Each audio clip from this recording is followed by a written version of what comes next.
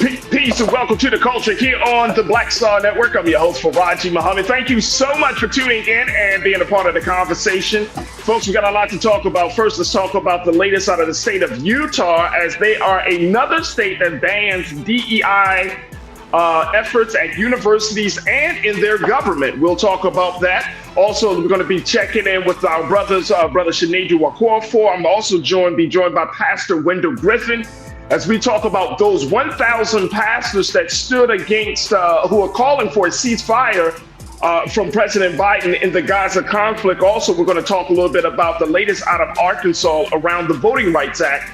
We'll have that discussion. And later on, let's talk about how you can go from debt to success. I'm going to be checking in with the author of the book, On the Other Side of Greatness, Dr. Tawana Gilliard, to talk about her story. And can we talk about love, lives, and little help? Yo, wait till y'all hear this story and why we really need to talk about what's going on between these two B-list celebrities. Stay with us. These conversations up next here on The Culture on the Black Star Network. Let's go.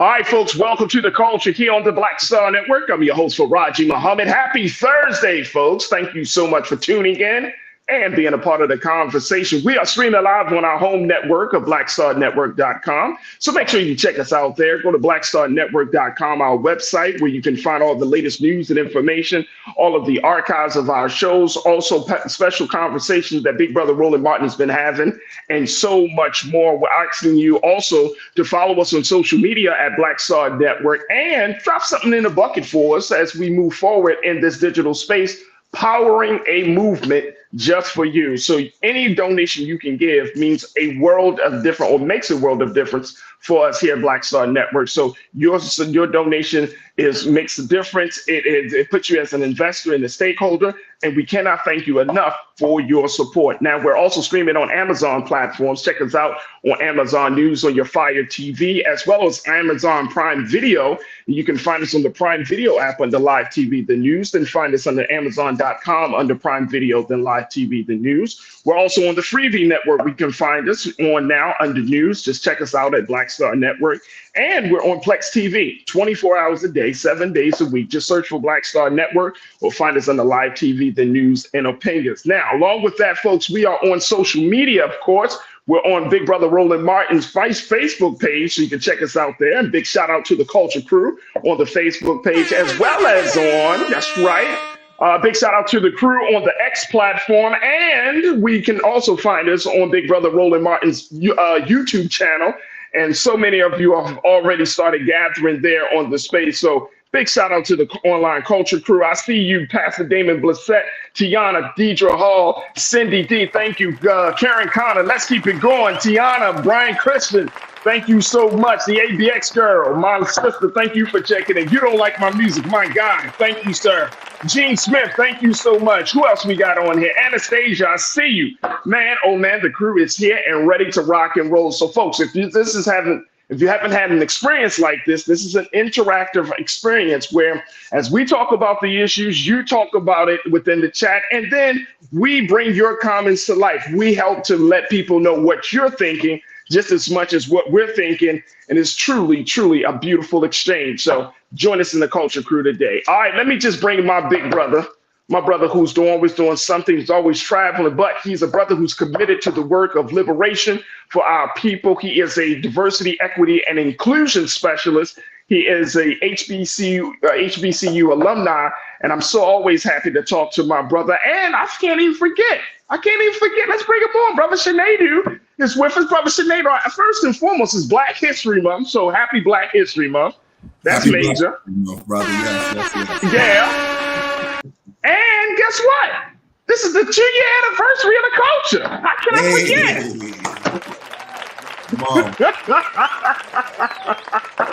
2-year anniversary. So we've been on 2 years here on the Black Star Network. So it's a major, major situation. and I'm always happy to have you with us, big brother. All right, brother Sinead, let's jump right into these conversations dealing with first this diversity issue out of the state of Utah, how they have decided to move forward on banning DEI programs and policies. This is coming from the governor of the state, Mr. Cox there. And this is a measure that he signed, Governor Spencer Cox. He cleared the Utah State House and Senate by wide party line margins. Man, oh man. And let me just share with you the latest from the Associated Press. Let's put that thank you so much, Lisa. I couldn't even get the words out. Put the quote up. There we go. According to the governor and to those Republican lawmakers, they said that we've been concerned about some DEI programs and policies, particularly with hiring practices. And this bill that they're talking about that the governor signed into law, this bill offers a balanced solution, according to the governor. Now, the new law will bar universities, and government from having offices dedicated to promoting diversity. They also can't require employees to submit statements of commitments to DEI. Wow. Brother Sinead, what are we looking at here? This is not just and of course, this is not the only state in the country that has moved forward with this whole practice of trying to contain DEI. Also, the governor signed a separate law requiring people to use bathrooms and locker rooms in public schools and government-owned buildings that match the sex they were assigned to at birth. He's taken on all of the culture war in Utah. And this is another state, another Republican lawmakers, where other Republican lawmakers in 17 other states have proposed some 36 bills to restrict or require public disclosure of DEI initiatives, according to the Associated Press analysis of the bill. So what do you make of this, big bro?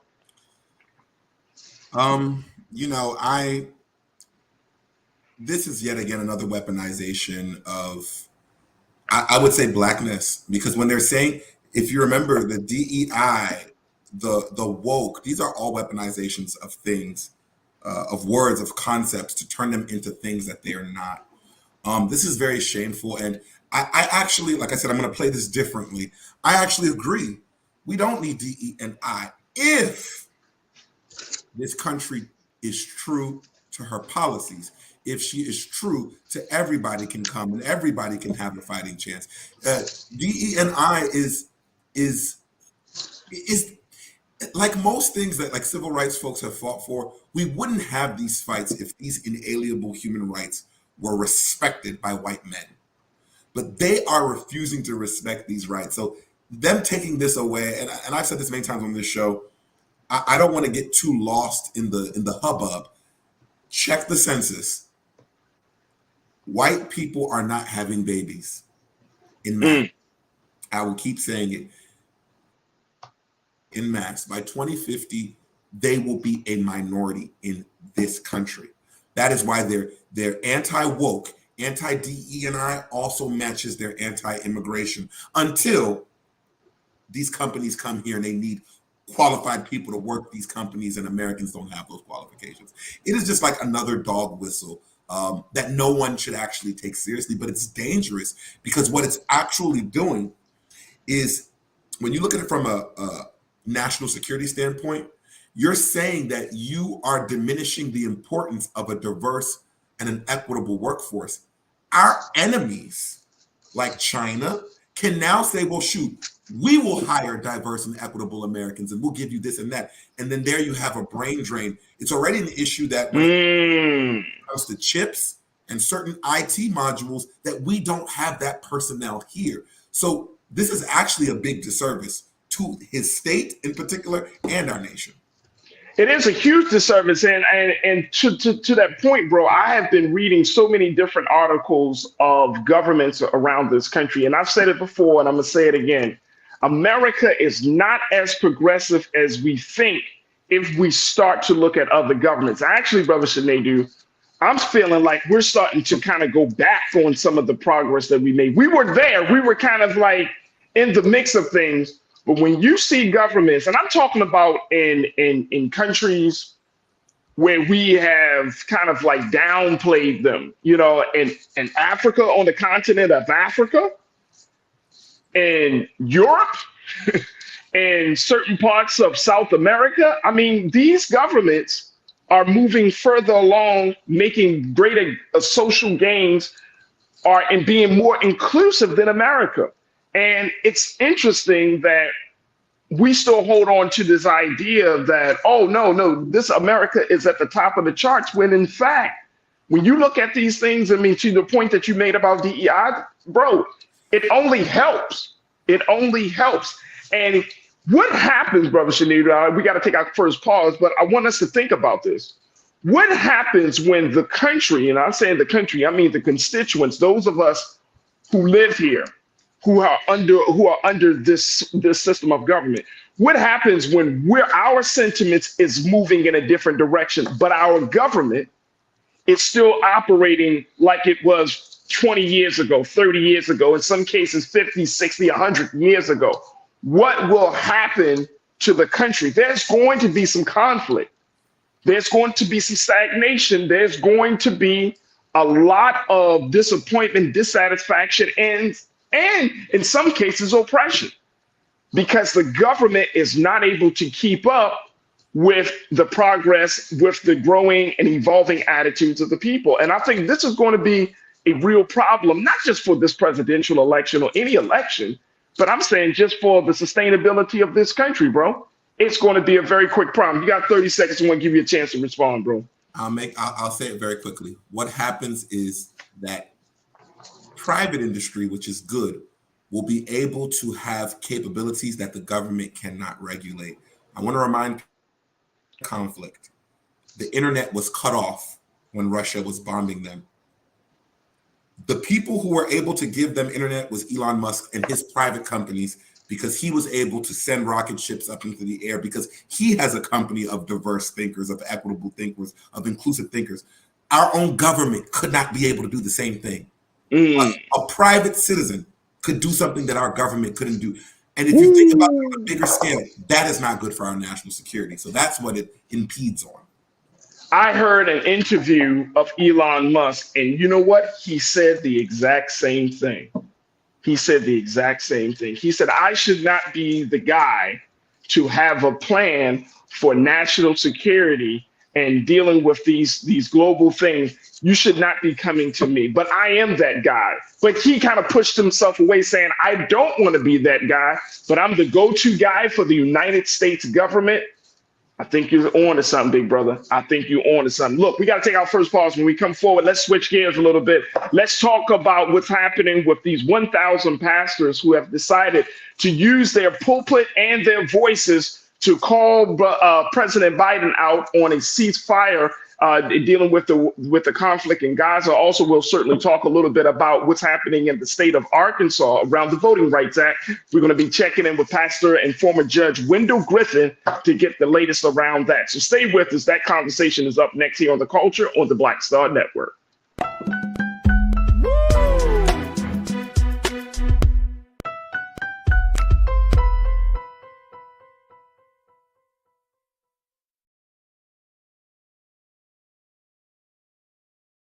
When you talk about blackness and what happens in black culture, we're about covering these things that matter to us, speaking to our issues and concerns. This is a genuine people-powered movement. There's a lot of stuff that we're not getting. You get it, and you spread the word. We wish to plead our own cause.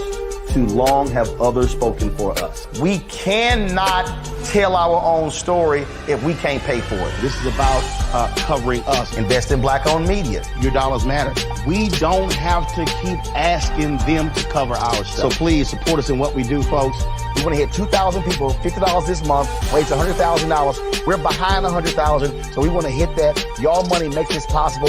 Check some money orders. Go to P.O. Box 57196, Washington, D.C. 20037-0196. The Cash App is $RM Unfiltered. PayPal is R Martin Unfiltered.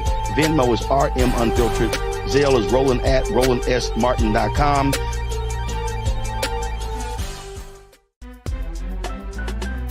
I'm for Raji Muhammad, live from LA. And this is The Culture. The Culture is a two-way conversation. You and me. We talk about the stories, politics, the good, the bad, and the downright ugly. So join our community every day at 3 p.m. Eastern and let your voice be heard. Hey, we're all in this together. So let's talk about it and see what kind of trouble we can get into. It's The Culture, weekdays at 3, only on the Black Star Network. Folks, Black Star Network is here. Oh, no punches! I'm real revolutionary right now. Support this man, Black Media. He makes sure that our stories are told. Thank you for being the voice of Black America, Roland. Stay black. I love y'all. All momentum we have now, we have to keep this going. The video looks phenomenal. See, this difference between Black Star Network and Black-owned media and something like CNN. You can't be Black-owned media and be scared. It's time to be smart. Bring your eyeballs home. You dig?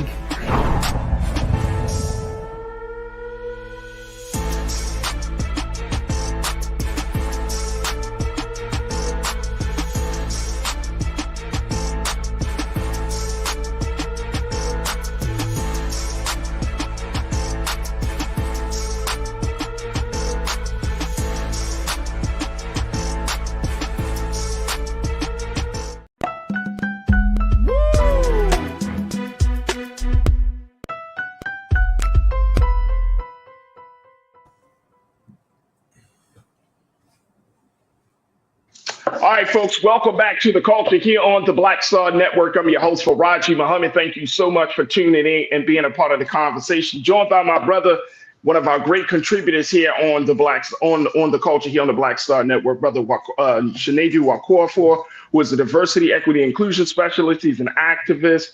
He is one who's on the front lines fighting for the liberation of our people. Always a pleasure to have him. I want to now switch gears a little bit from talking about Utah to talking about what's going on first in the state of Arkansas, because this is an ongoing issue, Brother Shinedu. We know that the Voting Rights Act is something that that was instituted to ensure the freedom of our people, to make sure that we can get to the polls, that there won't be any issues and problems. But going into this major election year, I want to get your take, and then I want to bring in our special guest pastor and former judge, Brother Wendell Griffin. What do you see happening as we move forward in this campaign season with so many big, so many contests, so many primaries? Like we got the big primary in South Carolina that's coming up on Saturday. What do you see happening? How do you think this is going to play out over these next few months leading up to the presidential election? Do you feel like our people are going to come out and vote, that we're going to be protected, and most importantly, that our votes will be counted? I think all of that's going to happen, but I think yet again, we're not going to be happy about it. I think yet again, Black people are being told to pick up the pieces of society, but we're not getting a piece. We're not even getting a corner, a crumb. We're not even perceiving the aroma of that freedom. And it's like, it's going to be hands on deck. Everybody's meeting with Black people now, but it's like, we had 4 years this time. We had 4 years before. It's always 4 years, and everybody forgets about us until it's time to vote. And it's like, people are going to vote, but I think there's going to be a heavy reluctancy. And as the electorate changes, older people will do it because they understand the historical significance.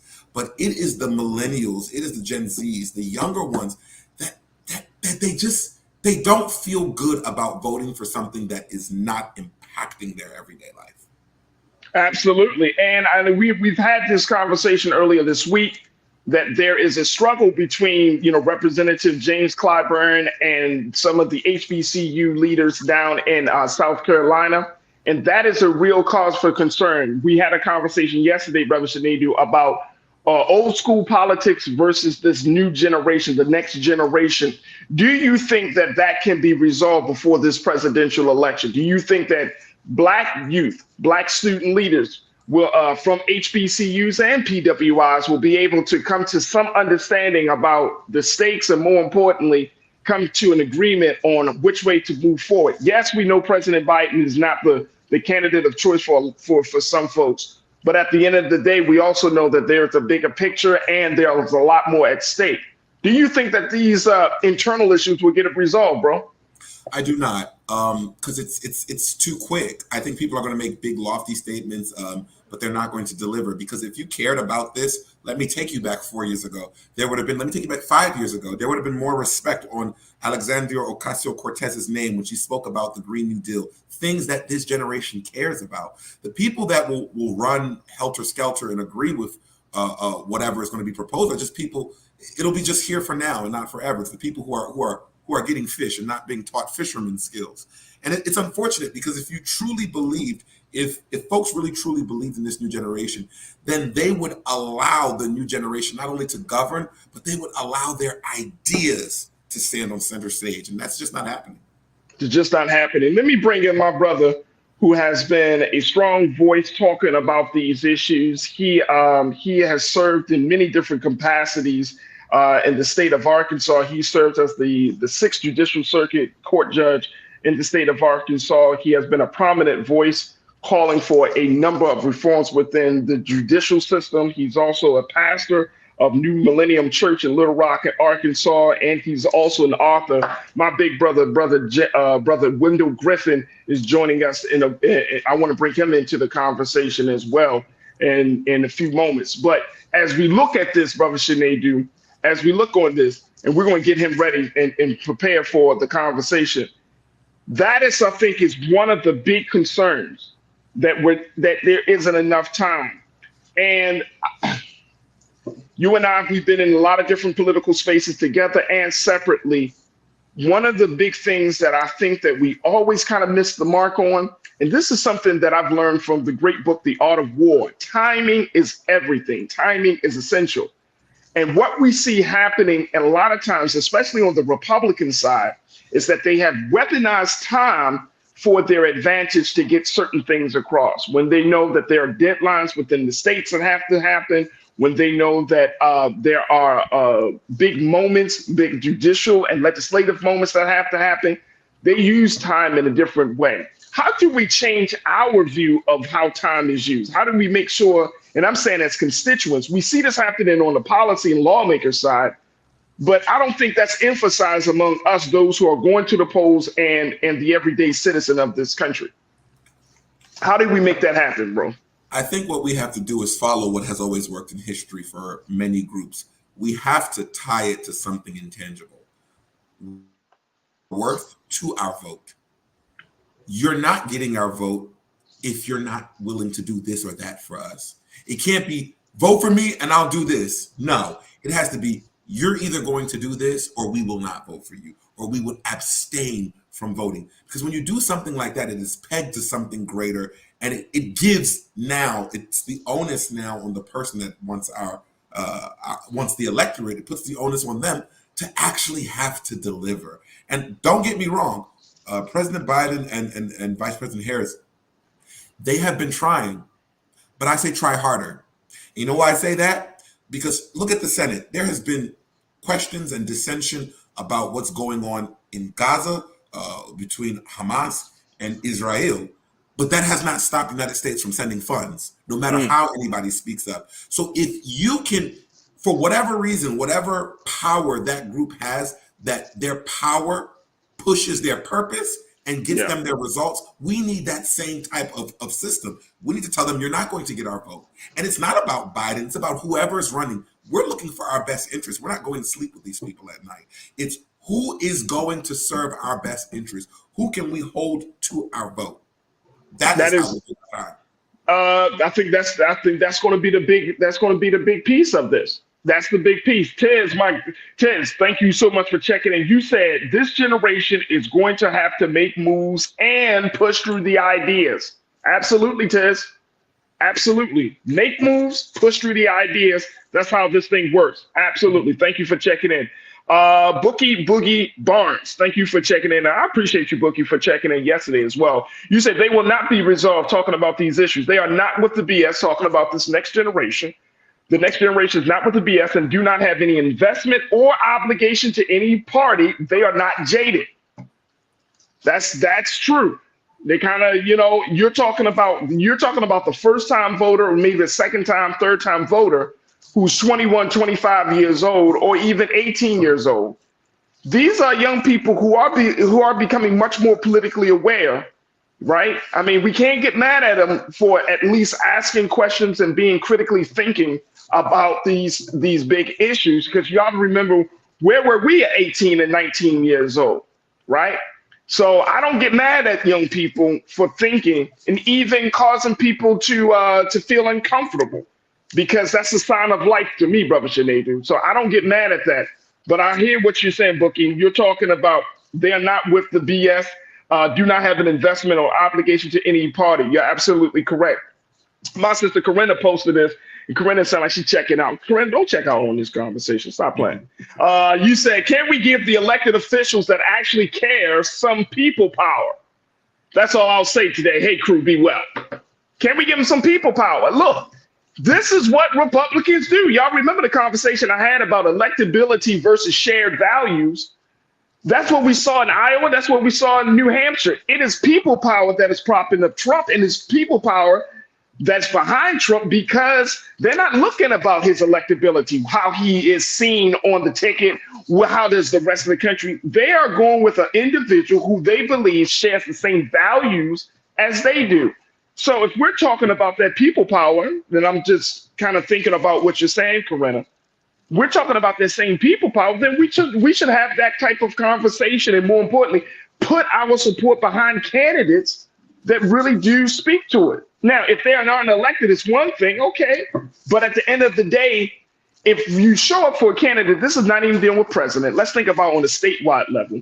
If you show up for a candidate on a statewide level, that makes a lot of difference, because them statewide and citywide elections, the margin of victory are so small, it makes a difference. It makes a huge difference. Look, I got to take a quick pause. When we come back, let's check in with Pastor Wendell Griffin, Brother Sinead, and you. Stay with me. It's The Culture here on the Black Star Network.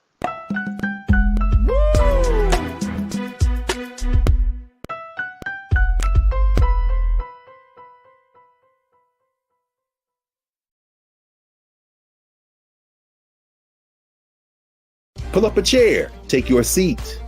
The Black Tape with me, Dr. Greg Carr, here on the Black Star Network.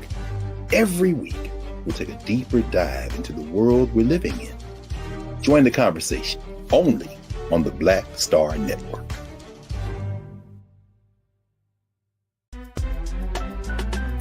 I'm Faraji Muhammad, live from LA. And this is The Culture. The Culture is a two-way conversation. You and me. We talk about the stories, politics, the good, the bad, and the downright ugly. So join our community every day at 3 p.m. Eastern and let your voice be heard. Hey, we're all in this together. So let's talk about it and see what kind of trouble we can get into. It's The Culture, weekdays at 3, only on the Black Star Network. When you talk about blackness and what happens in black culture, we're about covering these things that matter to us, speaking to our issues and concerns. This is a genuine people-powered movement. There's a lot of stuff that we're not getting. You get it, and you spread the word. We wish to plead our own cause. Too long have others spoken for us. We cannot tell our own story if we can't pay for it. This is about covering us. Invest in black-owned media. Your dollars matter. We don't have to keep asking them to cover our stuff. So please support us in what we do, folks. We want to hit 2,000 people, $50 this month, raise $100,000. We're behind 100,000, so we want to hit that. Y'all money makes this possible. Check some money orders. Go to P.O. Box 57196, Washington, D.C. 20037-0196. The Cash App is $RM Unfiltered. PayPal is R Martin Unfiltered. Venmo is RM Unfiltered. Zelle is Roland at RolandSMartin.com. Folks, Black Star Network is here. Oh, no punches! I'm real revolutionary right now. Support this man, Black Media. He makes sure that our stories are told. Thank you for being the voice of Black America, Roland. I love y'all. All momentum we have now, we have to keep this going. The video looks phenomenal. See, this difference between Black Star Network and black-owned media and something like CNN. You can't be black-owned media and be scared. It's time to be smart. Bring your eyeballs home. You dig?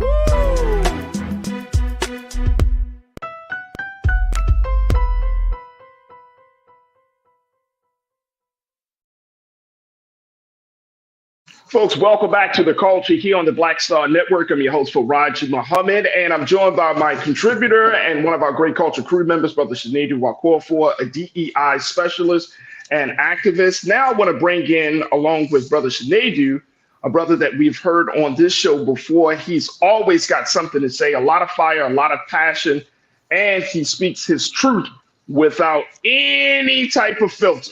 And I truly, truly appreciate what the brother brings to the table. He is a former state judge. He's also a pastor, and he's author of the book Parables, Politics, and Prophetic Faith. And I want to welcome back to the airwaves of The Culture, big brother, Pastor Wendell Griffin. Pastor Griffin, good to connect with you once again. How are you today, sir? Fine, Brother Varaji. Thank you for bringing me on. Brothers, good day to you. You had a higher powered conversation, bringing truth. I want to thank the brother for bringing it real. You're bringing real truth. Keep it up.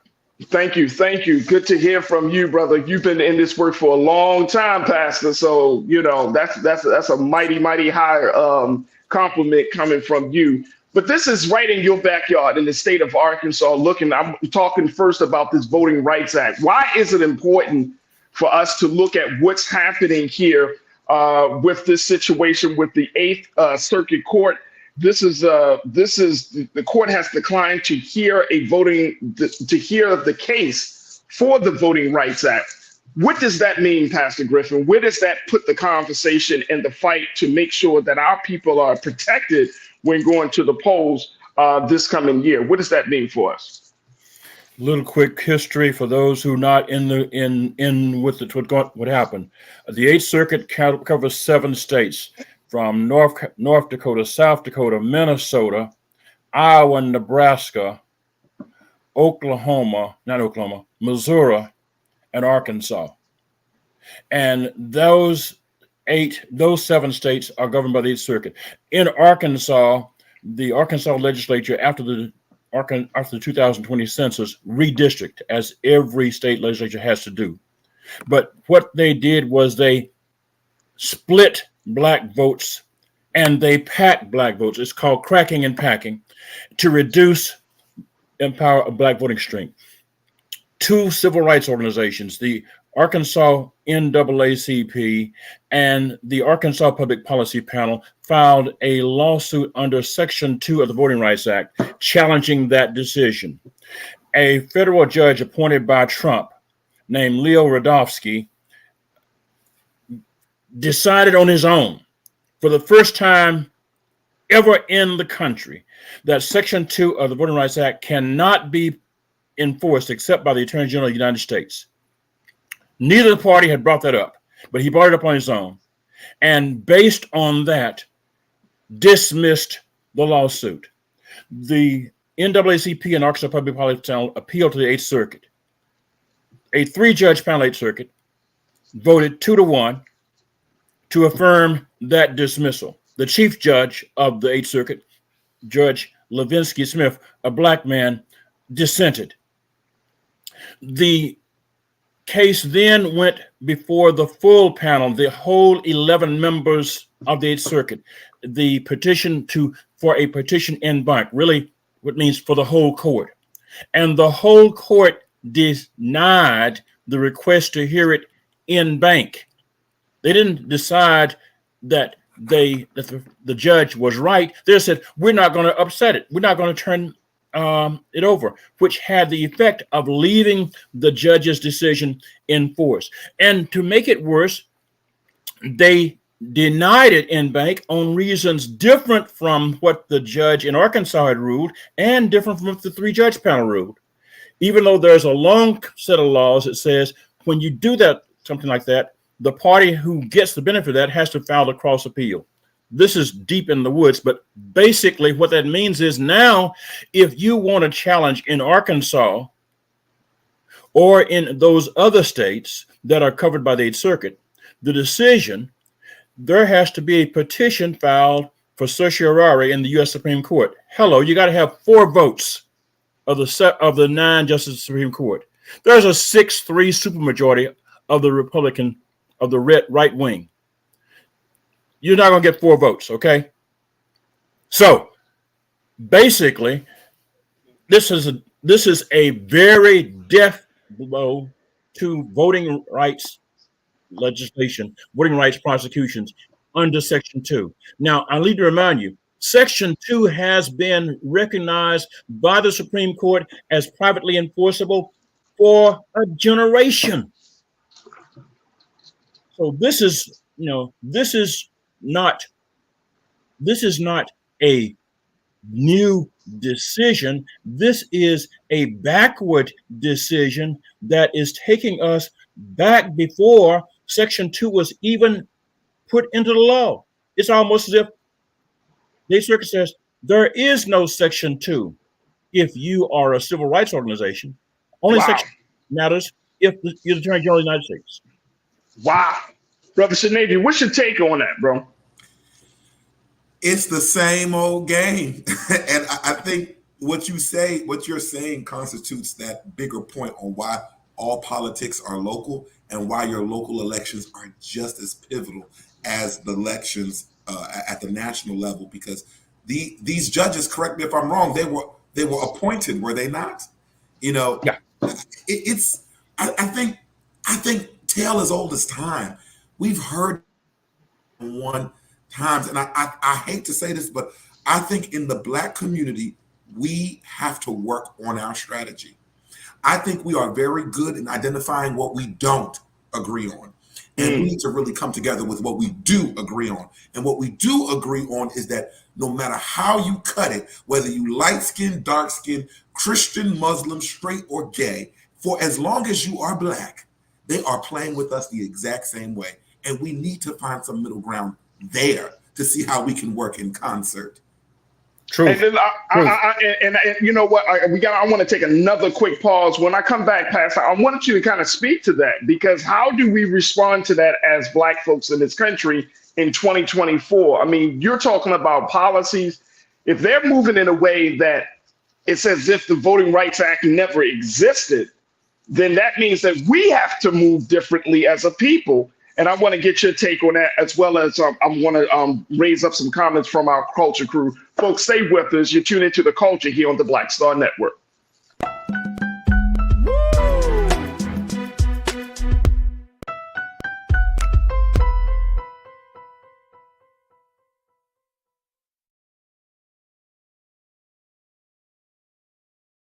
Pull up a chair, take your seat. The Black Tape with me, Dr. Greg Carr, here on the Black Star Network.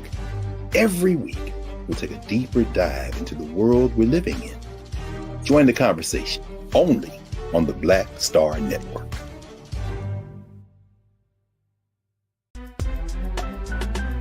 I'm Faraji Muhammad, live from LA. And this is The Culture. The Culture is a two-way conversation. You and me. We talk about the stories, politics, the good, the bad, and the downright ugly. So join our community every day at 3 p.m. Eastern and let your voice be heard. Hey, we're all in this together. So let's talk about it and see what kind of trouble we can get into. It's The Culture, weekdays at 3, only on the Black Star Network. When you talk about Blackness and what happens in Black culture, we're about covering these things that matter to us, speaking to our issues and concerns. This is a genuine people-powered movement. There's a lot of stuff that we're not getting. You get it, and you spread the word. We wish to plead our own cause. Too long have others spoken for us. We cannot tell our own story if we can't pay for it. This is about covering us. Invest in Black-owned media. Your dollars matter. We don't have to keep asking them to cover our stuff. So please support us in what we do, folks. We want to hit 2,000 people, $50 this month, raise $100,000. We're behind 100,000, so we want to hit that. Y'all money makes this possible. Checks and money orders go to P.O. Box 57196, Washington, D.C. 20037-0196. The Cash App is $RM Unfiltered. PayPal is R Martin Unfiltered. Venmo is RM Unfiltered. Zelle is Roland at RolandSMartin.com. Folks, Black Star Network is here. I'm real revolutionary right now. Support this man, Black Media. He makes sure that our stories are told. Thank you for being the voice of Black America, Roland. Stay Black. I love y'all. All momentum we have now We have to keep this going. The video looks phenomenal. See, there's a difference between Black Star Network and black-owned media and something like CNN. You can't be black-owned media and be scared. It's time to be smart. Bring your eyeballs home. You dig?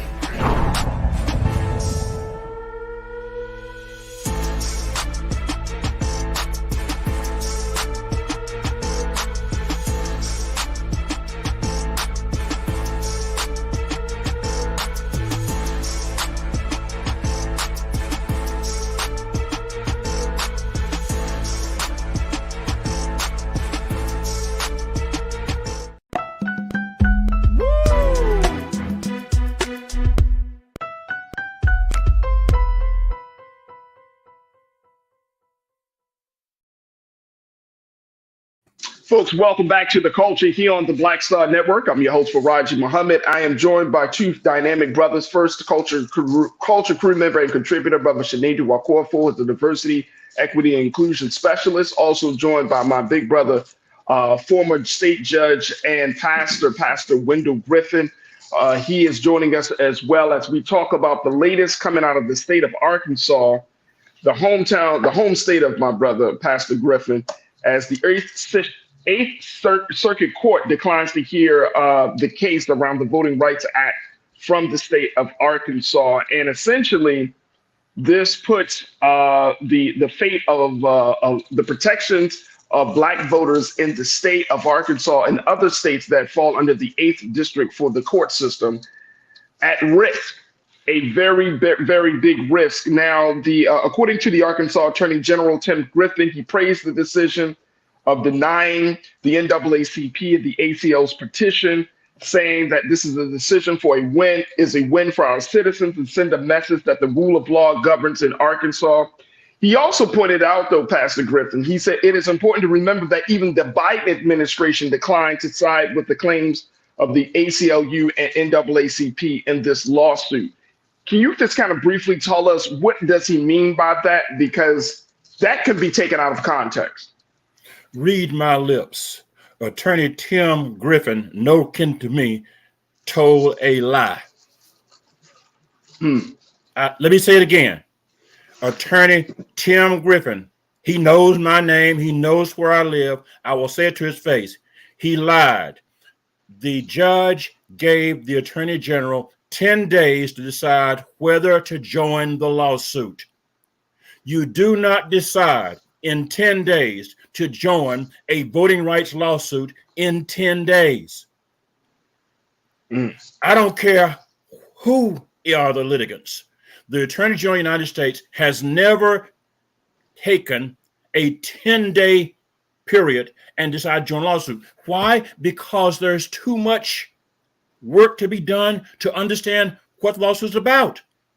And so that's all that happened. When the Attorney General did not join the lawsuit in 10 days, Judge Radofsky, the federal district judge, moved on. But to say that the Biden administration did not side with the plaintiffs is just a lie. Well, let me say it. It's a damn lie. And so, Pastor, how do Black folks in Arkansas and in those states that you named that are under the 8th District Circuit Court system, how should we move forward on that? You know, considering this is an election year, we have a lot of things that are on the plate, but folks are really trying to figure out, you have all of these internal issues within Black communities, within Black organizations, civil rights organizations. Now we got this on the plate. So how should we move forward? Roger, let me say one more thing and I'll go to your question. Yes, Tim Griffin formerly worked, you got to know where people come from. Tim Griffin formerly worked for Karl Rove as a vote cager. Karl Rove, the guy who put George W. Bush in the White House by canceling Black votes in Florida. Karl Rove, the vote cager. Tim Griffin worked for him. That is who is the Attorney General of Arkansas. And so this is what this is about. This is simply Karl Rove 2.0. Now, how do we respond? Yes, sir. Point blank, crying doesn't help. crying does not help. What we've got to do is we've got to say point blank, listen, we have got to hold not only the Republicans accountable, but we've got to also hold the Democrats accountable. Do you know why Section 2 only allows the Attorney General of the United States? Because for 20 years, people in Congress, knowing that the Republicans were on the move in the federal courts, did not change Section 2 to allow private groups to bring Section 2 actions. Who was in the Senate for the last 20 years? Joseph R. Biden. Joseph R. Biden was chair of the Senate Judiciary Committee. Joseph R. Biden has been in the Senate. And Joseph R. Biden has been in the Senate during administrations when Democrats were in power. During the Obama administration, they could have done it. During the Clinton administration, they could have done it. They didn't, because they just sat on their hands. And we as Black people have got to hold them accountable, because Biden will come and say, you got to reelect me, because if you don't, you'll get more of the same. My response is, no, we shouldn't. If you were in the Senate and you knew the Republicans were on the Senate and you didn't take proactive action to protect voting rights, why should we trust you now? Brother Sinedu, that's a hard pill, man, when you got to look at somebody's track record in their history, and then you got to move forward and possibly placing your faith for your future. That's a hard pill, bro. I'm listening to Pastor Griffin and I'm like, damn, this is the place we find ourselves in. What's your take, bro? I don't think it's as hard as we're making it. I think we don't want to make a decision that might be unpopular. It's interesting that the pastor brought up that example that he had all those times to do things and he didn't. It reminds me of when he was running and he wanted you to forget the Joe Biden of the 90s. Joe Biden, the crime bill, it was forgive me. But the thing is, that same mindset ended up being the same man that was in Senate that could have done something to prevent and did not. And like I said, we need our just desserts first. We need our just first. We'll know that you're better once we see that you're doing something. And what we're asking for, and Pastor will correct me if I'm wrong, every other organized group does the exact same thing. I think we get lost in our emotions and forget to play the same political game that every other group that is gaining has played. It's about high time that we just don't sell our vote for naught just because we feel. Most of the reasons that we're voting for Biden is based off of our feelings. Feelings are not always. And the possibility that Trump could get into office, right? And whatever all the madness that he brings. And I think that's a very, very real concern, right, Brother Sinedu and Pastor? Brother Sinedu, isn't that a very real concern? Yes, sir. Let me just say something. I hear people talking about the possibility of Trump getting in office, and I hear people talking about Biden, this. But please remember that Cornel West is running for president. And black folks are not talking about Cornel West running for president. Now, I understand that folks like to talk about Kamala Harris, but the truth of the matter is that if Joe Biden does no better than he's done in the future, than he's done in the past, we are not any worse off with Donald Trump, because Joe Biden is simply Donald Trump milquetoast.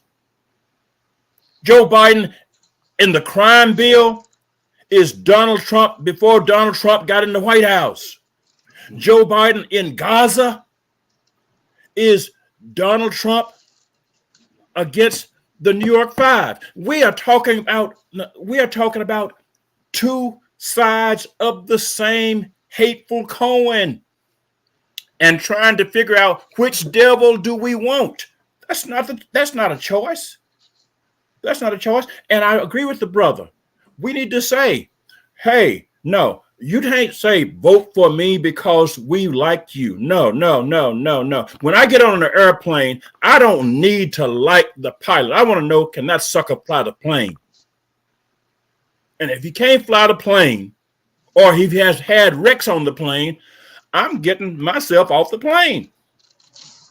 I don't care how good he or she likes. I don't care who the co-pilot is.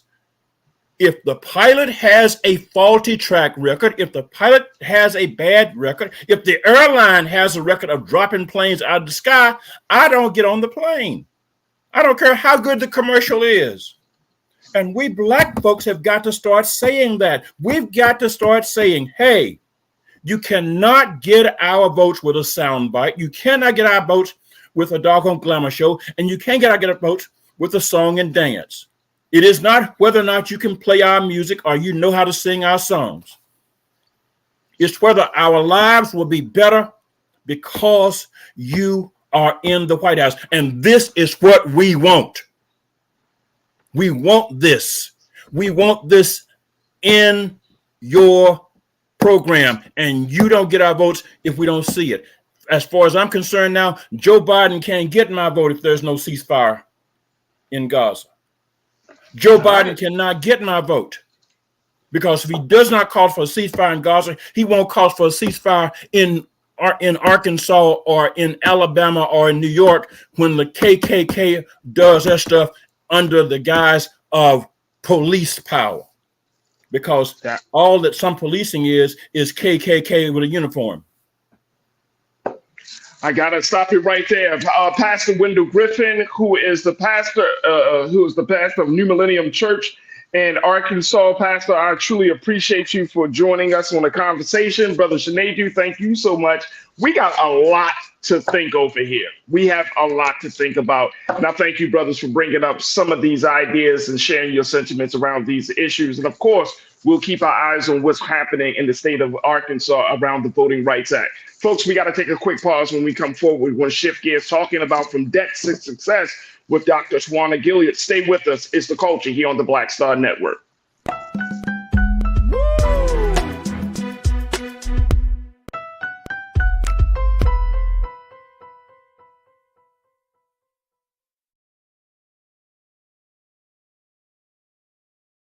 Folks, Black Star Network is here.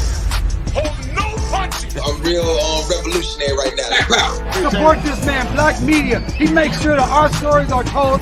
Thank you for being the voice of Black America, Roland. Stay black. I love y'all. All momentum we have now, we have to keep this going. The video looks phenomenal. See, there's a difference between Black Star Network and black-owned media and something like CNN. You can't be black-owned media and be scared. It's time to be smart.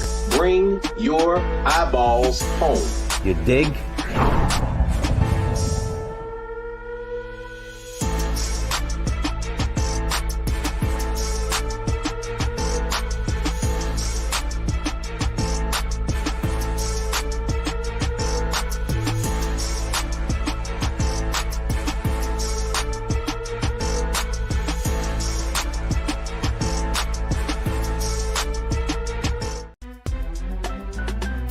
I'm Faraji Muhammad, live from LA. And this is The Culture. The Culture is a two-way conversation. You and me. We talk about the stories, politics, the good, the bad, and the downright ugly. So join our community every day at 3 p.m. Eastern and let your voice be heard. Hey, we're all in this together. So let's talk about it and see what kind of trouble we can get into. It's The Culture. Weekdays at 3, only on the Black Star Network.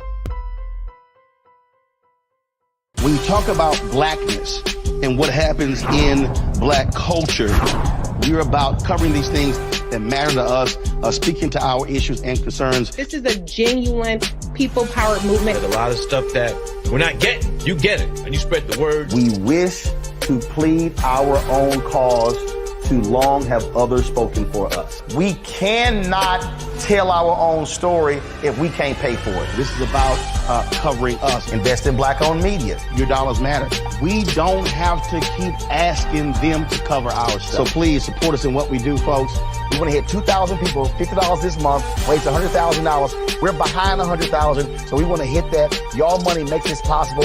Checks and money orders go to P.O. Box 57196, Washington, D.C. 20037-0196. The Cash App is $RM Unfiltered. PayPal is R Martin Unfiltered. Venmo is RM Unfiltered. Zelle is Roland at RolandSMartin.com.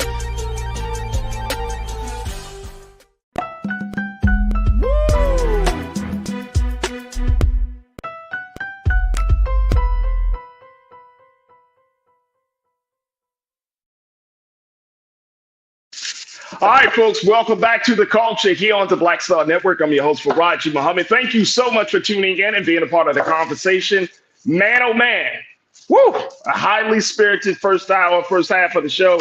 Make sure y'all check us out there on our website at blackstarnetwork.com, where you can download the app for free. Follow us on social media at Black Star Network, and you can also give the show your support for the conversations, where we have conversations that give space to a lot of different views, folks. You may not agree with it, you may not like it, but guess what? There are people in the Black community that think differently about a lot of these issues. And so we have to honor, I think it's important that we honor and respect those individuals, right? To make sure that we can all be heard, because as we often say, Black people are not a monolith. We are not a monolith at all. So it is important for us to share these ideas, discuss these ideas, even get upset with each other. But at the end of the day, we do have to come to some consensus and have some understanding of where we are coming from, and most importantly, where we are going. So again, go check us out at blackstarnetwork.com. All right, folks, let's shift gears, talking from politics to talking about how to change your life.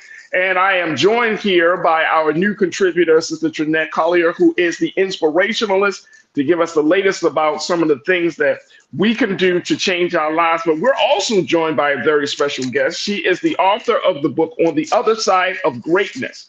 And she's here to talk about her life story of going from a 7-figure debt situation, well, 6 figures, 7 figures. It was a lot of money she was in debt, y'all, to being successful. We're talking about Dr. Tawana Gilliard, MD, who's joining us along with my sister Trinette Collier, who is the inspirationalist.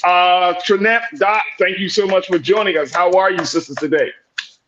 I'm good. How are you? I'm good. I'm good. Anything can happen on the culture. That's all I'm gonna say. Anything can happen on the anything can happen. All right. First and foremost, Doc, I want to talk a little bit about your story. You put out this book, On the Other Side of Greatness, where you talked about your life. You went from, you put it in economic terms, but I know that if you put it in economic terms, there's an emotional toll there. There is some changing of thinking that's happening there. But you're talking about being in this place of debt to going into a place of success. Talk to us about this book, On the Other Side of Greatness. First, I want to do a shout out to another Mo Brown sister that I see, Coach Trinette. Hello. I was trying to wait and be, I just light up the room because I love to see us thriving and doing what we do. All right. Yes. Let me tell y'all about this book. All right. Let me show it to you so you can get a good picture of it. I wrote the book On the Other Side of Greatness, Lessons on the Journey from 6-Figure Debt to 7-Figure Success, because I know that there are a lot of people who are suffering in silence, dealing with debt and dealing with mental illness. And I felt it a travesty to die with my testimonies. And I think too many people are doing that, especially in our culture. And I wanted to share the struggles I had gone through. It was a hard ride, but I felt that God purposed me to do this to help others, to let people see that even when your back is flat on the ground, there's still opportunity to rise and to get up. And so the book just goes through my whole transformation of how the debt happened, stating the importance of looking back at the generations that have come before you, understanding that our history in this country, and whatever your nationality may be, your history, understanding how that affects how you think about money, how you treat money, and how you use money. And so I had to look at all of that, and I had to come to grips with that. And so that's my story of that journey of changing my money mindset, changing my financial DNA. I talk a lot about that in the book. Understanding that you cannot move forward unless you take a hard look at yourself and what you are doing and how you got yourself in this situation. I talk about how me suffering in silence for years because I was too embarrassed to share with anyone what happened to me with all the debt, and realizing that it takes a community. It takes what I call a dream team to help you in any situation that's happening in life. In building that team, coming up with plan, making sacrifices. And in 10 years, I had paid all the debt back and build a 7-figure portfolio. Let me ask you this, Dr. Tawana. A lot of times when we have conversations, especially about the economics of things, right? When we have these conversations, it seems to be to make more money, but there's so much more to getting from a place of debt to success. And I think, you know, Coach Trinette would agree with me that there is first a shift in mindset, right? Yes. That has to happen first, right? But and you might not like this, I don't know. But the shift in mindset, everybody can't make that shift. Everybody can't go. I'm gonna disagree. Right. I'm gonna disagree. You're gonna disagree. All right, that's why I said you might not like it, but you're saying that it can happen. But in the bigger scheme of things, is this something that we want to continue to talk to share with Black folks in this country, especially given the fact that the more that you are quote unquote economically successful, it seems like the less control you have. I'm not sure about that. So the more here's the only thing that I'm right, and I'm just throwing this out there just because I think this is worthy of a conversation. That are we talking about just earning 6 or 7 figures, or are we talking about wealth and financial freedom and independence? Because I think that has to be made clear. That's the thing. I'm not talking about the rat race of, oh, you got to make a lot of money to get out of debt and you have to stay on your grind to get here, because that's not what I did. When I found out about the debt, I was a resident. I was 6 months before I was to finish to become an attending. And the reason why the debt got so large is because I was in medical school for 6 years. I didn't do the 4-year traditional. I had some issues with one of the tests. And then I had some issues with depression. So it took me 6 years to finish. And so every year I was taking out the max amount of money. And so when they started knocking at the door saying, make your payments, I was a resident. I was only making like $30,000 a year. And I ignored them. So I fell forward into fear the wrong way, the false illusion of things appearing real, instead of falling into fear the right way, facing everything and rising. And so when they came after me, they snatched all of my edges, snatched me right out the dirt. I was in a car dealership trying to get a Cadillac because I was going to treat myself to a new car. My credit score was in the 700s because I owned a townhome. I knew what it was a few years before. My credit score was down to a 380. Dang. Yeah. And so I had the government coming after me. I had my medical school not releasing my transcript. I mean, I hit rock bottom. And so when I was coming out of debt, you'll be surprised at how little you can live on, and that I never complained. I never suffered. I wasn't like, living in a potato sack bag or anything like that. I enjoyed my life, but I realized that I couldn't start doing that thing of keeping up with the Joneses for me to move ahead. Because even after all that happened, I went out and purchased a BMW because I still was going to treat myself. I had to go to one of those dealerships in the back corners with the high interest rate, just not making smart decisions, because at that point I had not changed my mindset. After a few years, and I realized, okay, if you're serious about this, that you want a better life for yourself, you didn't come from a family, you don't have a silver spoon in your mouth, you got to make some changes. So I started really looking at, my culture, how we look at money, how it always seems that we're trying to please others and we have to, live this quote fabulous life. I pulled back. I got rid of the BMW. I went back to a Honda Accord. And I had a cousin say to me, well, I can't believe you in a Honda and you're a doctor. I said, well, baby, you can't live vicariously through me because you don't know my story. And so I owned moving back, living my life for me, making sacrifices, and paying the debt off. All right. Go ahead.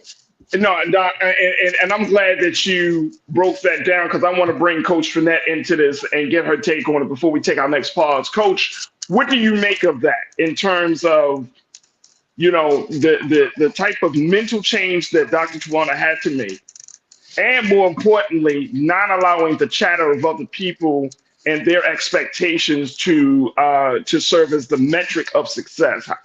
Talk to me about why that is important in this process. Listen, that first of all, I commend you because it is a big step.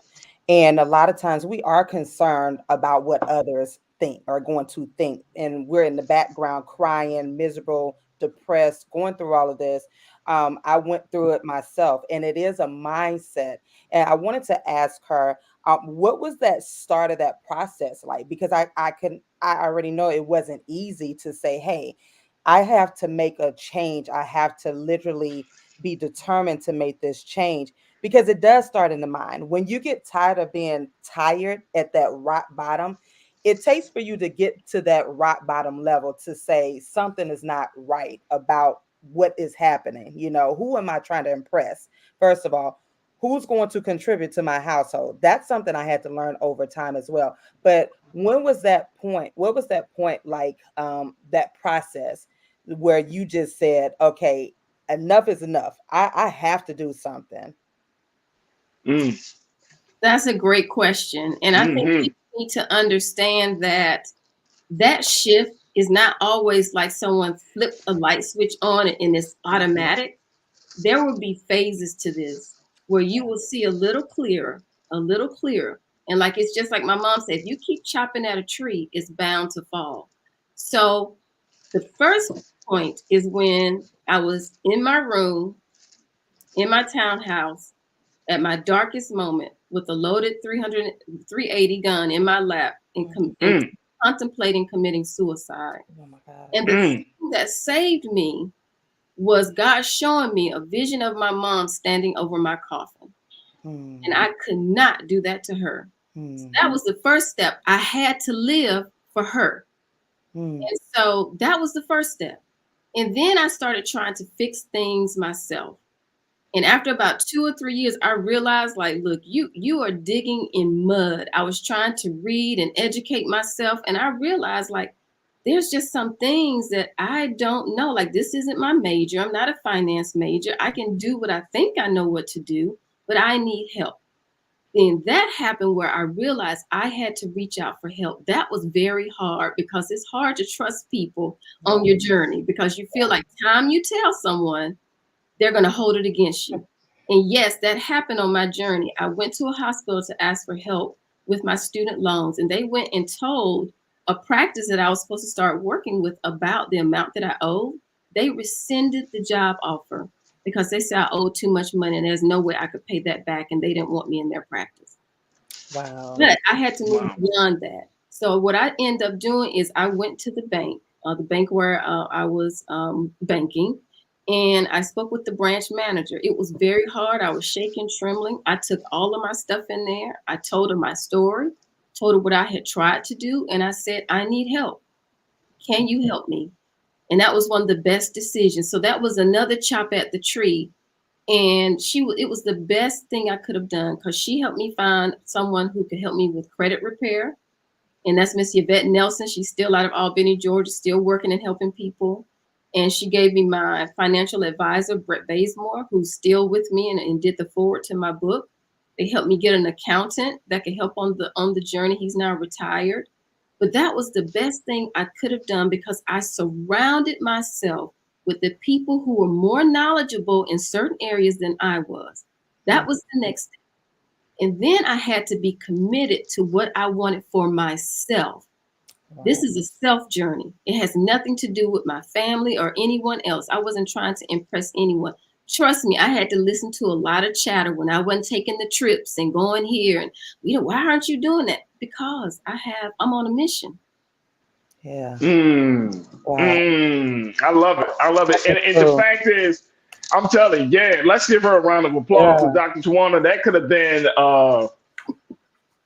have been tragic. I mean, when you're talking about sitting in that room with that loaded 380, and so many times have a lot of people go through the dark moments of their lives and have really contemplated. I mean, this is not like some deep level suicide ideation, but there is certainly, it crosses your mind like, damn, can it get any harder than this? I'm all the way at the bottom. Yeah. and it becomes like it gets to the fiber of who you are. Mm-hmm. Your faith is questioned. Like you said, you have that vision of your mom. Right. So I think I'm so happy that you can share that. Look, we got to take another quick pause. When we come forward, let's continue to have the conversation from debt to success with Dr. Tawana Gilliard, joined by Coach Trinette Collier, the inspirationalist, and of course with you. Stay with us. It's The Culture here on the Black Star Network.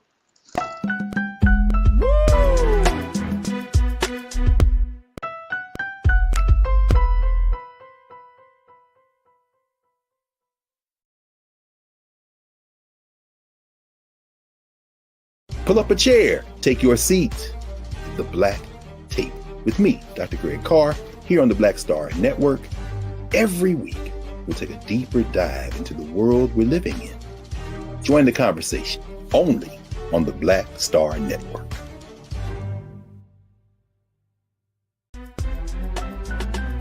I'm Faraji Muhammad, live from LA. And this is The Culture. The Culture is a two-way conversation. You and me. We talk about the stories, politics, the good, the bad, and the downright ugly. So join our community every day at 3 p.m. Eastern and let your voice be heard. Hey, we're all in this together. So let's talk about it and see what kind of trouble we can get into. It's The Culture. Weekdays at 3, only on the Black Star Network.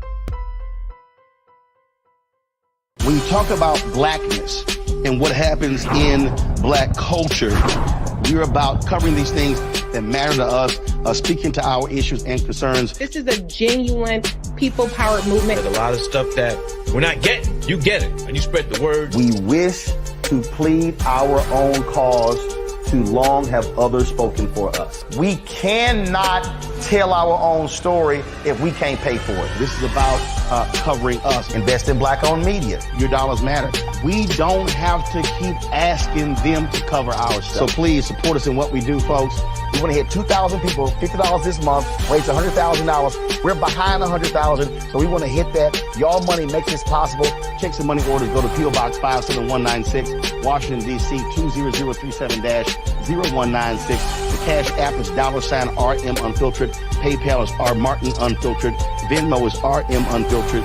Zelle is Roland at RolandSMartin.com.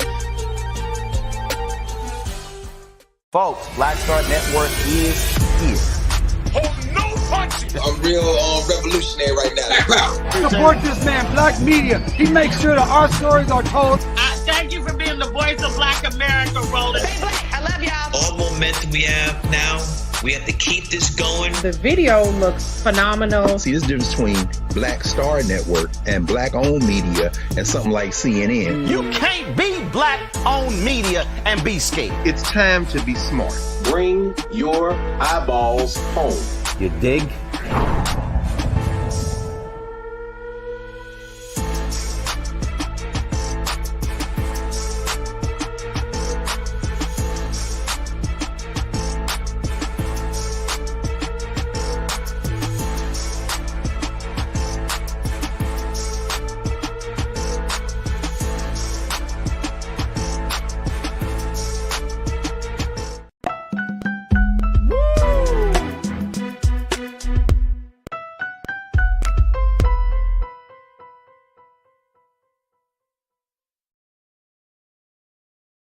All right, folks, welcome back to The Culture here on the Black Star Network. I'm your host, Faraji Muhammad, joined by two dynamic women.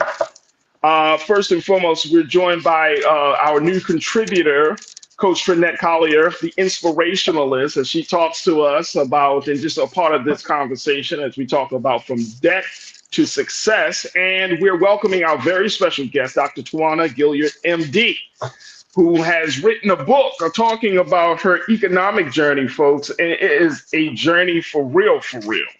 Yeah. But she's talking about her economic journey on the other side of greatness, lessons on the journey from six-figure debt to seven-figure success. How you like that? And it's not even just the money that is the fascinating part about the story of Dr. Tawana Gilliard. It's really her story. It's the life-changing decisions, her ups and downs in a sense of how she handled them, the trials and tribulations. And so we just want to take a few more minutes to have this conversation because not to give all of the details away about your book, because we want people to support you and to get the book, to get all of those inner details. But Dr. Tawana, you're in this place, and success right now means a lot. Success is one of those terms that can mean 1,000 different people, 1,000 different things to so many different people. So now that you're in this place that you call success, how do you define the term success? For me, the term success means being empowered in your own right. So I think everyone has to really look within and to determine what it is that they want for themselves. Stop looking at social media. Stop looking at all the stars. We know the percentage of people who are going to get to that level is not high. So really to look at what is it that you want. And success truly for me is having financial independence, debt freedom, and peace of mind. And being in a place where I can now feel free to do the work that's from my heart, speaking to others, telling my story, writing the book. Me getting to a place of debt freedom allowed for me to have that time. And if you are constantly stressed and worried, and every day you wake up, you're avoiding your phone because of the debt collectors who are calling you, you can't purchase anything because of your credit. No one wants to really live like that. You're living check to check to check. You're taking jobs that you really don't want because you're chasing the dollar. And at some point, you have to come around to see, what is it that I truly need in this life? And for me, peace is at the top. Yeah. No doubt, Doc. No doubt. Yeah. No, I tell people all the time, Coach Trinette, money come, money go, but you can't get back time. You can't get back time. And you know what? And even more so, and to the point that Doc just made, let me tell y'all something. Like, I am, and I don't know whether this is because, you get older. As you get older, you start to learn a certain thing. Like, people can offer me even money for certain things. They, oh man, we got this. And if it's on like a day that I have told myself, like Sundays, don't ask me to do no work on Sunday. You know what I'm saying? It's not happening. It's not happening. I'm gonna be honest with you. Unless you paying me the bag. Right. But I mean 2 duffels just coming out anyway. But what I found to be very, very a huge value for me is my time and my peace. Yes. And Coach Trinette, I want to kind of get your take on that, because unfortunately, a lot of us learn that lesson very later on in life. Yeah. Is there a way that, and some people say, well, in your first few years and, in your 20s and 30s, you need to be in grind mode. I'm not in complete agreement with that. I understand that you want to build. Yeah. But I feel like in your 20s and 30s, if you institute good, healthy practices and have a very healthy view of your time, of your boundaries, of your values, and more importantly, to Dr. Tawana's point, you are clear as to what success means and look like to you. Yeah. I think those things are missing from the conversation, especially in our 20s and 30s. What's your take on that, Doc? Coach Matt? I totally agree. I think we have to start off by setting those boundaries. When I was 20 and 30, I didn't have boundaries. I didn't know what the boundaries. And it was funny because I can give everybody else, set them up with boundaries, but I didn't have any for myself. I'm just creating boundaries in my late 40s, early 50s now, like literally. And it's never too late, but you do understand now my peace it's priceless. Like I'm not going to argue with anybody. I'm not going to, nothing is going to take away my peace. But I learned that lesson from my 92-year-old aunt who always said, you do not compromise your peace. You do not go back and forth. You stand on, as the new folks would say, stand on business. My aunt was saying that,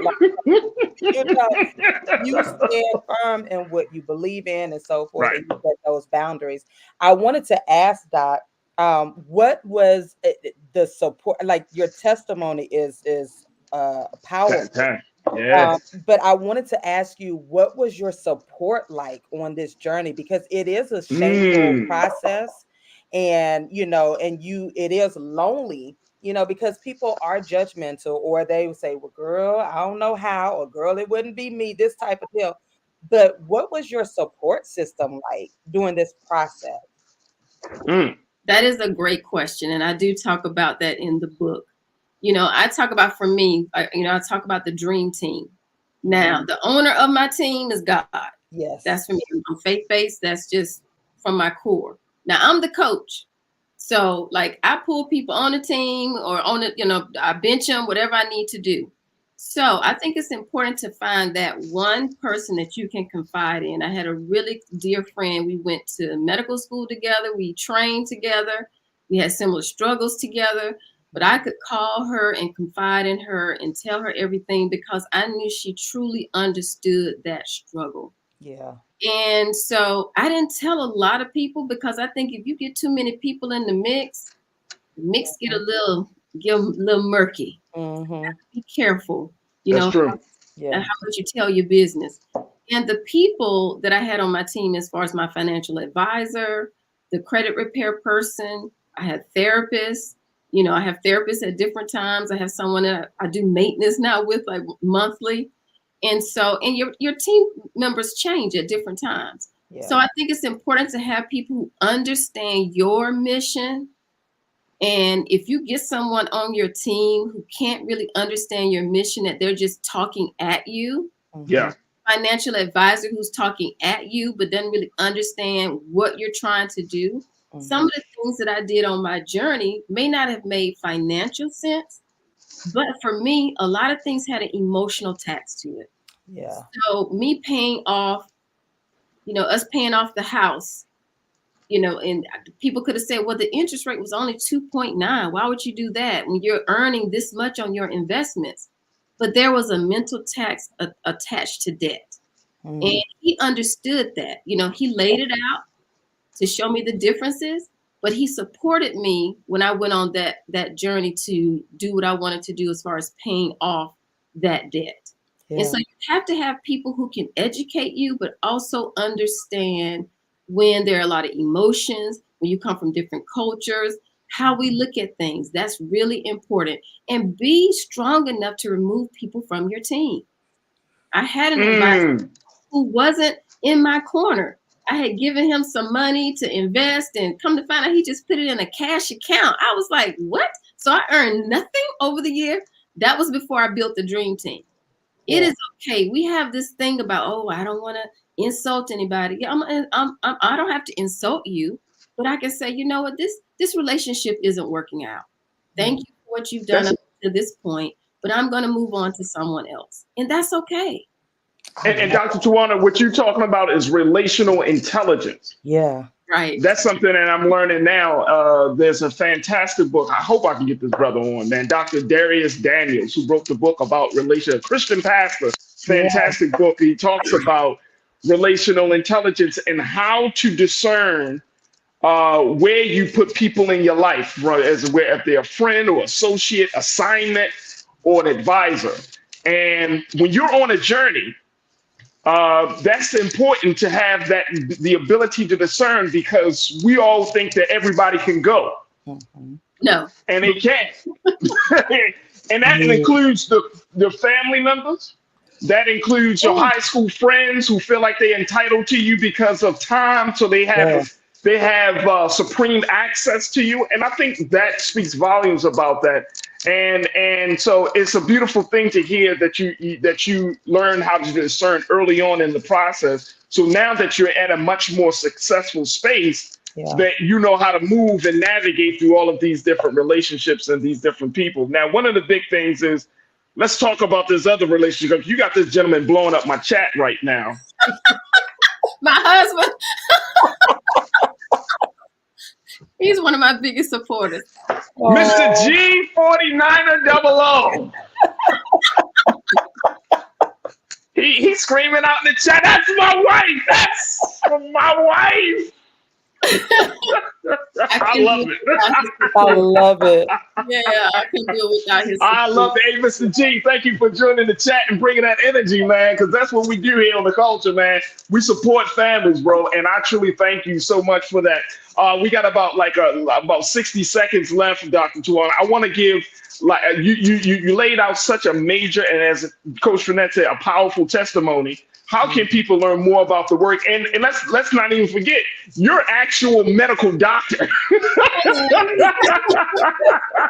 I am. So for those of us who may think that just because you are a doctor or a lawyer and you got your life is all laid out and everything is just falling in place, this is an example of a Black woman who, even though she was going through medical school and is providing a very important service to society, she has some serious trials and tribulations, and she's been able to overcome it by the grace of the God. So how can people learn more about your book, get a copy of your book, and more importantly, about the work that you're doing right now, and to connect folks to the other resources that can get the next Dr. Tawana Agilia out of that place of darkness? Okay, what I want to say before I get to that, I want people to understand that my journey had hiccups, setbacks. I was born with a congenital heart block. I have a pacemaker. I lost my colon. I have an ileostomy from ulcerative colitis. I was not able to work a lot of the times. I don't do clinical medicine at this point. I work from home for a large insurance company, but I went to part-time because I got to debt freedom and financial independence, and it allowed me to have time to write the book and do all the things in the speaking engagements. So I want people to understand they were setbacks. There were times that I couldn't save. There were times I couldn't do all the things I wanted to do. But a setback is just a setup for success. So you don't give up just because life happens. So keep going. Now, if you want to get my book, to get all the details, so because I do give plans in there about different methods you can use to help pay back your debt. First of all, be honest with yourself. That's the first step. On the other side of greatness, you can get it from my website, cornerstoneofwellness.com, if you want an autographed copy, and it's on there. If you want to get it off Amazon, it's on paperback, ebook, and Audible, because I know this young generation, we love the Audible. It's there, and at Barnes. That's me. Also, I'm going to be doing my first TEDx talk in March about. Wow! Come on now, come on, Doc, come on. Let's get some horns for Dr. Tawana for that one. Can we get a little horns, please? There we go. There we go. So I'll be doing that in March out of Lewis University. And I also just got another second TEDx talk, which will be later in the year. So I'm just pressing forward, telling my story and hopefully blessing others. My target audience is everybody, but definitely the young people. I really want to connect with college and keynote speakers. So just look me up. You can find me on all social media, Dr. T, MD, or Dr. Tawana MD. Facebook, Instagram, LinkedIn, I'm there. So yes. There it is, Dr. Tawana. I truly appreciate you. Real Brooklyn, one of our great culture crew members, he said, hearing this makes you ask yourself, what the hell am I complaining about? Right. Get up, do something. Pastor, my big brother, Pastor Damon Blissett said, testify. There we go. He said, Boza Blick checked in and said, glad the brother is supporting his wife. Absolutely. Absolutely. I'm glad that Mr. G49er 00 is supporting his wife as well. Terrence Bolden checked in and said, all that you said, sis, was real talk, sister, right there. So, Brother Terrence, thank you so much as always. Man, oh man, people are really and truly appreciating your story. But your husband did post something. He said, balance plan to work plan to play. Work hard to play hard. If you die today, your job will have your replacement by tomorrow. Come on, Mr. G. Wow. Yeah. Come on. Good time. Look, man, look. Woo. I had to learn that lesson early. I was the type of guy to be like, what, man? I walk off of this joint. You know what I'm saying? You're not taking. That was I'm saying. I'd be like, man, look, I'll find me another job. You're not putting me in the grave. And I always have this joke. My job is not my identity. Correct. That's what I do. That's not who I am. Right. You're not going to run me through all of this. Like I live up in this piece, man. I will walk away and forget the address. You know what I mean? Like Dr. Tawana, I appreciate you and I appreciate your husband, Mr. G49er. Yeah. I thank y'all so much, folks. The book is called On the Other Side of Greatness. Make sure y'all support our sister. Lessons on the Journey from Six-Figure Debt to Seven-Figure Success, Dr. Tawana Gilliard, MD. We truly appreciate your story. We thank you for your testimony, but more importantly, we thank you for being an example of what's good for the culture. Thank you for joining us this afternoon, sis. Thank you. All right, folks, we got to take a quick pause. When we talking back, me and Coach Trinette going to chop it up about Chrisean Rock. You may not know who she is, but we won't have to tell you a little bit about her story and why it's important for us to have a conversation about boundaries, love, lives, and a whole lot more. Stay with us. That conversation is up next on The Culture on the Black Star Network.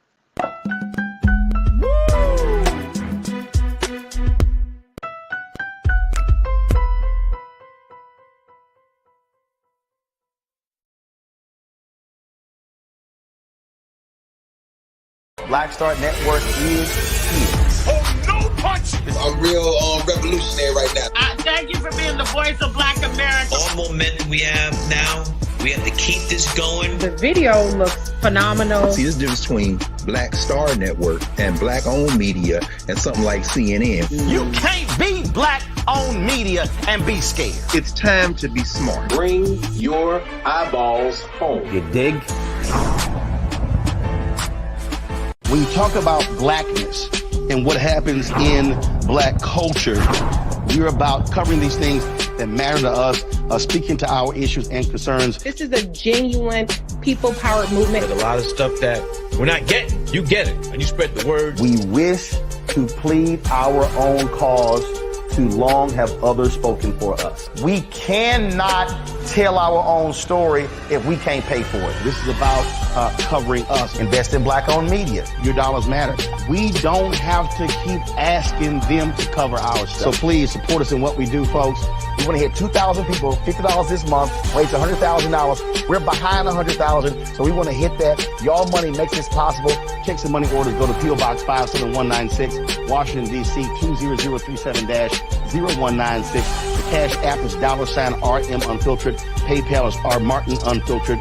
Venmo is RM Unfiltered. Zelle is Roland at RolandSMartin.com.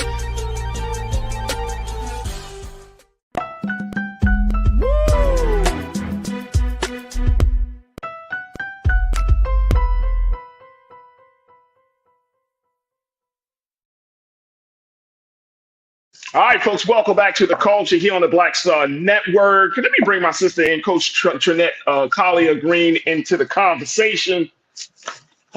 Just rearrange some things. That was a great story of love. Yeah. I mean, and it's so real. Like, you know, this is something that's affecting especially Black women, financial peace, you know. And it's just good to always know that you are never alone, you know, like someone in your comments said, I thought I was going through, you know, when you hear somebody else's testimony and you're just like, okay, if she can make it, then I know I can make it. Like, you know, I'm gonna give it my all. I'm gonna push through. So I am floored. It was powerful. Yeah. Very powerful. Let's talk about something, and this might be an ongoing conversation. But let's talk about love when it goes wrong. What are you always drinking? You already sipping tea already, Coach? Listen, let me just say, look. This is real. And like I said, this is going to be an ongoing discussion. Yeah. But if you aren't familiar, there's a 23-year-old by the name of Chrisean Rock. She's actually from my hometown of Baltimore. Yeah. And she's a reality show star, right? She got into a relationship with a gentleman by the name of Blueface. He's an LA native. And they've had a very tumultuous social media type of relationship.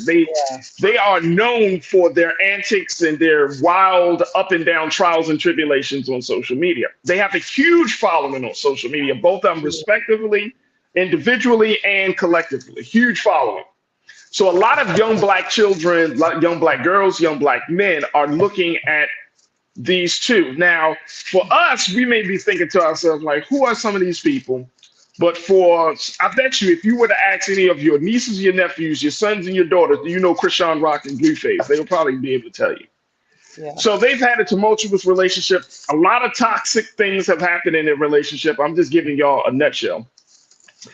But it's gotten to the place now where this 23-year-old Chrisean Rock has decided to take her love to the next level, quote unquote, by getting a tattoo. Now, they already are tatted up, Trinette. Yeah, yeah. Chrisean, Blueface is tatted up all around his neck and everything. Yeah. But Chrisean took it to the next level. And I was just like, what the hell is going on? She decided to put the man's face on her face. This is her. This is Chrisean Rock. I wish we could zoom in. Yeah. What y'all seeing is the face of her lover. The man that she has said that she wants to be, she's in love with, right? 23 years old. 23. The thing is, they're not in a relationship together. No. And so she got this tattoo after the relationship had dissolved. He has moved on to someone else. Yeah. He's moved on to someone else. Can we look at, I just want to throw this up there. Look at this, y'all. And look, we're not saying this. And look, y'all know if I'm bringing this type of celebrity gossip or celebrity news to you, it's for a reason. There is a very serious conversation that we need to have with the next generation about love and relationships, right? Yeah.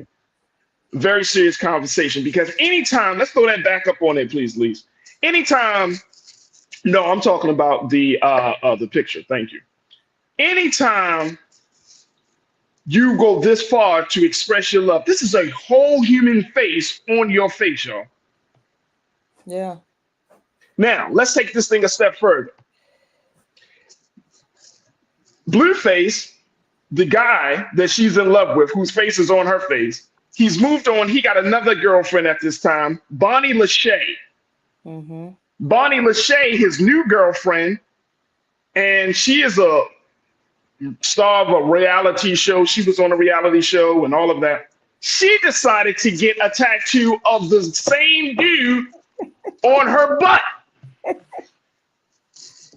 I can't make this thing up. This is crazy. It's real. So I want to kind of get your take on this real quick, Coach, because you got two women who have decided to put this man's face on their bodies. I would, and at least when you get a chance, let's show.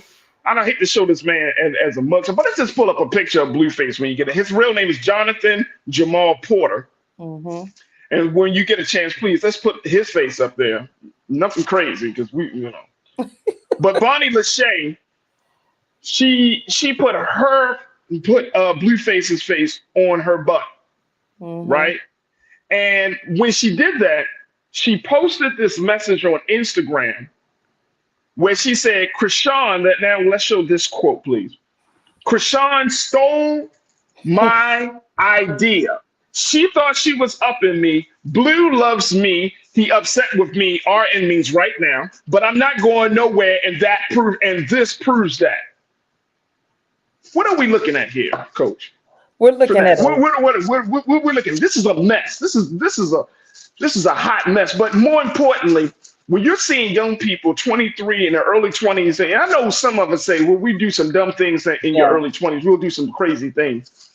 But this is in the front of so many other young people, especially young Black girls, who may feel like this is acceptable. This is a way that you earn the love of a man. And then for young Black boys, that you got these women in this frenzy around you that they love you so much they're literally putting your face on their bodies. Yeah. What can we learn from this? Listen, I have to go into auntie mode with this one. Right. Because you're looking at these beautiful women, beautiful young girls. And I was rooting for Chrisean when I first heard of her, and I'm like, this baby needs some help. She really does. You know, her She getting story. little help. That's why we called it this. Love lives and little help. And I can imagine that it is because, you know, her background story of her family. I remember hearing it. She's lacking love and all, and she's seeking it in the wrong places. But you know, just the fact that these two women are literally desecrating their body in the wrong way. I have a tat, so I'm not against the tats, but it's doing it in the wrong manner, you know, and for this other individual who does not care about them at all. They both have children by him. So I'm like, okay, Oh, you that's have right. a son. Why not? That's like the ultimate, you know, you have a son by him.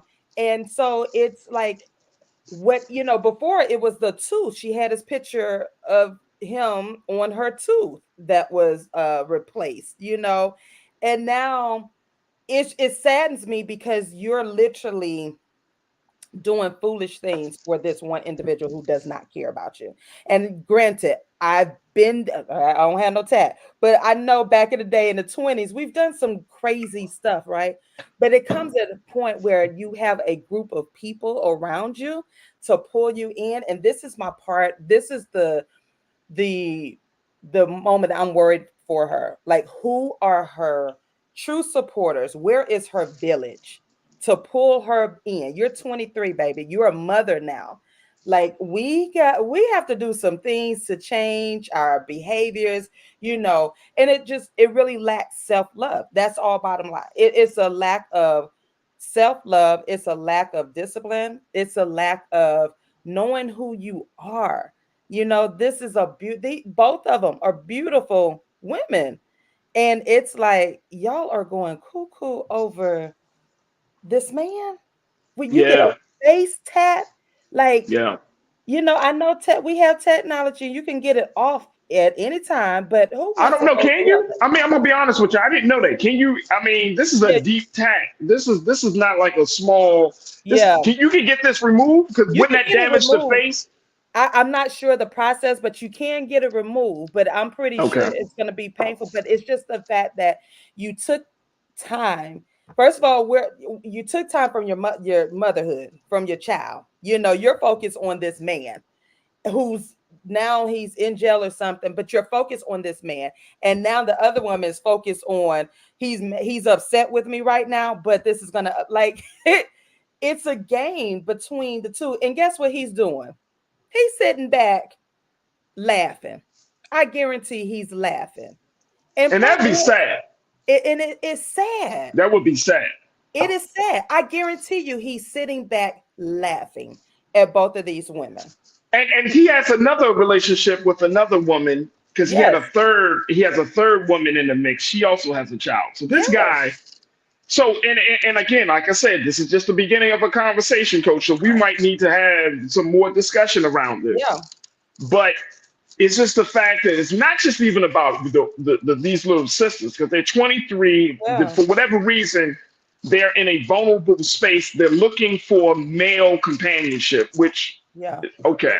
But then you have it on the men's side. You have this guy who thinks that, hey, this is cool. Like, I can just keep playing these games and bouncing from women to women, putting it down the way I do, and boom, boom, boom, it's going to work out for me. Currently, Blueface is in jail. He's in jail here in LA. And he's serving a 6-month prison sentence for parole violation because of something else he did.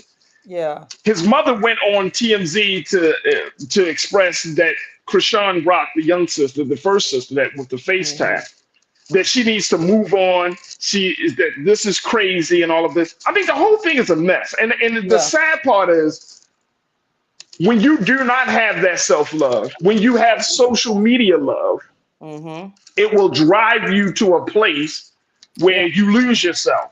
Let me just get a couple of people. Even absolutely as a man, you become lost. Brian Christian, my brother, you said, to quote one of my friends' post online, quote, make sure you're ready for the boring days, tears, and arguments in a relationship. It's not all happiness. That's what a lot of people tend to try to avoid, Coach. Yeah. A lot of people don't want to accept the fact that you're going to have boring days, you're going to have tearful days, and you're going to have argumentative days. So that is absolutely true. Tiana, you said, ain't that much love in the world to tattoo a man on my face or body? Hell no. I ain't doing that for no. Pastor Damon, you said foolishness at its finest. Yes. Sister Debbie Muhammad, Sister Debbie, you said self-hate, low self-esteem. Brothers don't. If you don't love a woman, then walk away, because if you have a sister, God will punish you through your sibling. Ooh. Ooh. Woo. That's deep. That one right there. Oh, that's heavy. We're gonna have to have Real Brooklyn, very quickly. You said what I'm looking at is young people who've lost their way. At some point, you just got to lower your expectations when it comes to the new generation. That's a hard pill to swallow. Coach, what you take of that? I can't. We're not going to do that. We're not going to lower our expectations. What I will say that we have to keep fighting for it. And I get it. But at some point, we're gonna have to just reach the ones that we're able to reach. And we know that we can't save the entire world, but there are some that are out there. We can say, hey, we did some stuff in our early 20s or whatnot, but let me tell you, there are going to be some consequences down the line. So I think this is going to just have to be an ongoing conversation, because people are thinking these are relationship goals. That's not a relationship goal. It's not. And I know one of the things that you and I chatted about offline is to have some more discussion. And folks, I think we're going to do this, especially now that Valentine's Day is upon us, right? Coach, we definitely can set up some time for next week to talk a little bit about this. What does it mean? Because you brought up the fact that we need to have some different conversations around social media love and real life love. Yeah. And when we're looking at a lot of these couples that are on social media who seemingly are happy, how it's just a house of cards, or a glass house waiting to break. And I think we do need to have some conversations about this. But I wanted us to at least start the conversation. I mean, this is the beginning of Black History Month. Yeah. And I know that some people are so sad to see that the next generation, that some young people of our next generation is at this state. Yeah. But we're going to have to work through this, because no generation is perfect. Right. But this goes to show that we, as much as people like to believe that these young people can raise themselves even in their 20s, that's not the case, folks. It's not. Oof. That's not the case. So this is, as you say, Coach, this is an ongoing conversation. I don't bring this up, but we're not bringing this up to make mockery, but to say that this is a sign that we need to intervene in some way, shape, or form. And it's just really, really sad. It is really sad. Coach, you got the final word. You got 30 seconds. What's your take on moving forward? And more importantly, how can people get to know about the work you're doing? Moving forward, it's time for us to heal. And you can reach me on all social media platforms at I am Trinette L. Collier, and my website, IamTrinetteLCollier.com. There it is right there. Coach Trinette Collier. Y'all can find her on all social media platforms. She's also joining us here on The Culture on Thursdays at 4 p.m. Eastern time. And she brings a lot to the conversation, a lot of great energy. We talk all the time. We always texting and laughing and talking about stuff, but she brings a lot to the table. I'm happy to have her a part of the team. Thank you so much, Coach. We truly appreciate you for being so good for the culture. Absolutely. All right, folks, that's going to do it for us. I thank each and every one of you for this remarkable, just a nice, really laid back day as we celebrate 2 years of being on the air here on the Great Black Star Network. And so I truly appreciate all of the great responses. I appreciate you as my crew for having these conversations. And we've just been kind of going through this whole process of talking and understanding and listening to each other. And I just absolutely love it. So if you enjoy the conversation, more importantly, the content, go to our website. Check us out today at blackstarnetwork.com. Download the app for free and follow us on all social media. And of course, we ask you to drop something in the bucket. And I want to give a big shout out. I wrote down the names of two people who gave something today. I want to give a big shout out to Daniel Stinney Jr. Daniel, thank you so much. And Josette Bynes and Daniel Stinney Jr., thank you so much for your contribution being a part of the Bring the Funk fan club at a level 1. I cannot thank you enough for joining us and being a part of the illustrious culture crew. Stay tuned. Up next at 6 p.m. is Rolling My Unfiltered. Follow me on all social media platforms. You can find me at The Real Faraji on Instagram, Faraji on Twitter, or the X platform, and Faraji Muhammad on Facebook. And as always, never be afraid to challenge what's wrong. Stand for what's right while being yourself in the process. God willing, we'll talk tomorrow for another exciting edition of The Culture right here, only here, exclusively here on the Black Star Network. Peace.